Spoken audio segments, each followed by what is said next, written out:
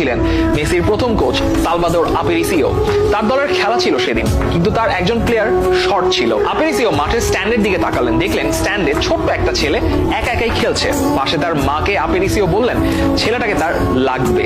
মা সেলিয়া মারিয়া কুচিত্তিনি বললেন তার ছেলে ফুটবল খেলতেই জানে না। কিন্তু কোচ গো ধরে বসলেন, মেসিকেই তার লাগবে।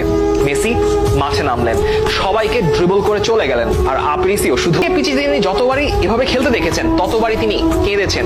সে কান্না কেমন কান্না সেটা হয়তো আপনারাও অনেকবার টের পেয়েছেন। 2003 সাল থেকে মেসি বার্সার একাডেমি দলের নিয়মিত মুখ। অনূর্ধ্ব 16দের সঙ্গে শুরু করলেন নিজের প্রথম ফুল সিজনে, 31 ম্যাচে করলেন 38 গোল। অবিশ্বাস্য একটা নাম্বার সে সময় যে কোনো বয়সী একটা ছেলের জন্য। সেই 2003-2004 সালেই মেসি পেলেন প্রমোশন অনূর্ধ্ব 16 থেকে সরাসরি অনূর্ধ্ব 18 দলে। সেখানে অবশ্য বেশি দিন থাকতে হয়নি। মেসি নামের অবিশ্বাস্য এক ট্যালেন্ট যে বার্সার ডিসপোজালে আছে সে সময় বার্সা কোচ ফ্র্যাঙ্ক রাইকার্ড সেটা জানতেন ভালো মতোই। 2003 সালের নভেম্বর মাস জোজে মরিনিওর পোর্তোর বিপক্ষে একটা ফ্রেন্ডলি ম্যাচে মেসিকে মাঠে নামালেন রাইকার্ড মাত্র 15 মিনিটের জন্য।